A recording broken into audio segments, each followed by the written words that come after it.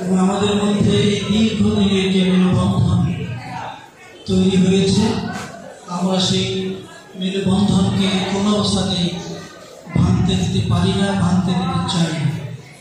বিভিন্ন সময়ে আমাদের এই পূজাকে কেন্দ্র করে যারা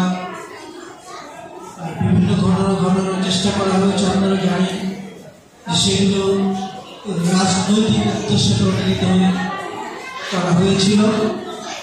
এবং আমরা জামাত ইসলামের তরফ থেকে বিভিন্ন সময়ে এর আগেও, বিশেষ করে গত বছরে ফ্যাসিস্ট সরকারের পতনের পরে সারা দেশব্যাপী আমরা আপনাদের পাশে ছিলাম। আপনাদের মন্দিরের রক্ষায় আমরা সদস্য ছিলাম। ভবিষ্যতে আমাদের মধ্যে যে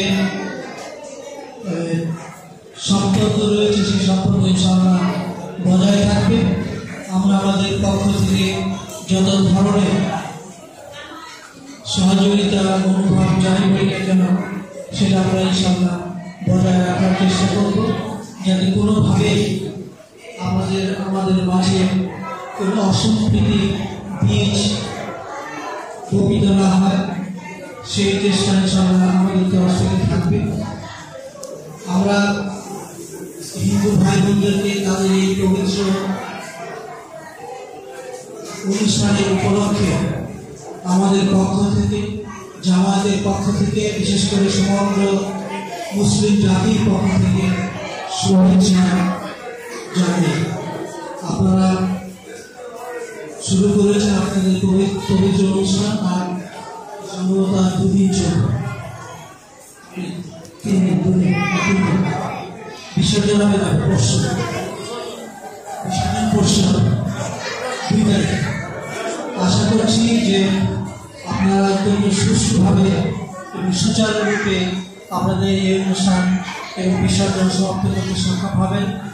কোথাও কোনো অসুবিধা হলে পরে আমাদের ভাইয়েরা বলেছেন, আমিও বলছি, আপনারা আমাদেরকে জানাবেন, যাকেই কাছে পান তাকেই জানাবেন।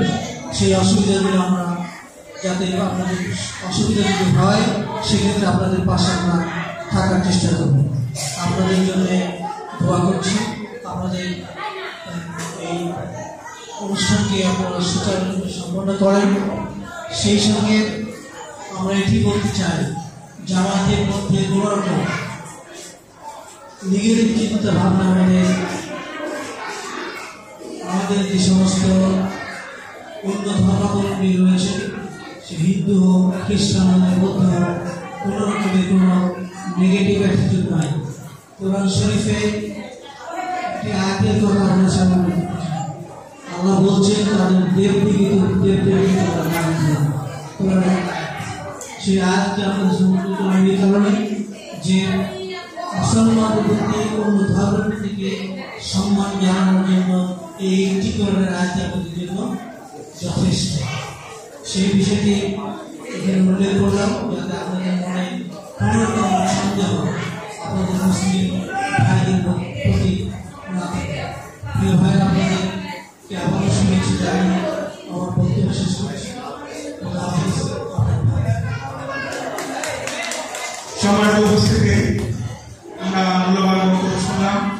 আমাদের মাঝে আরো উপস্থিত আছেন অত্র পূজা কমিটির সম্মানিত সভাপতি সাহেব, বাজার কমিটির সাবেক সহসভাপতি জনাব হারিসুজ্জামান, সভাপতি পদপ্রার্থী হারিসুজ্জামান ভাই। আরো উপস্থিত আছেন আমার আঙ্কেল ফিরোজ, বাজার কমিটির সহসাধারণ সম্পাদক, বর্তমান সহসভাপতি পদপ্রার্থী। আরো উপস্থিত আছেন আমার দাদা হরিপদ, সাধারণ মেম্বার পদপ্রার্থী। সম্মানিত উপস্থিতি, এ পর্যায়ে সংক্ষিপ্ত সম্মানিত সভাপতি সাহেবকে দু একটি কথা বলার জন্য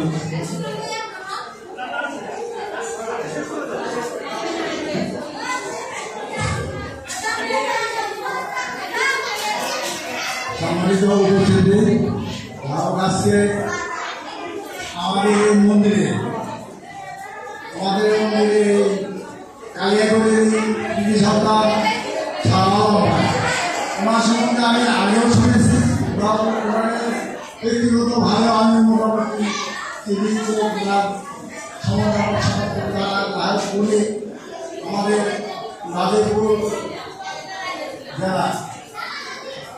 কাকুর এক আসনের সংসদ সদস্য হিসাবে উনি আপনারা সবাই দোয়া করবেন, আশীর্বাদ করবেন বা আপনাদের চেষ্টা নেবেন ওনাকে যাতে ভোট দিয়ে আপনারা জয়যুক্ত করতে পারেন এই আশাবাদ ব্যক্ত করে আমি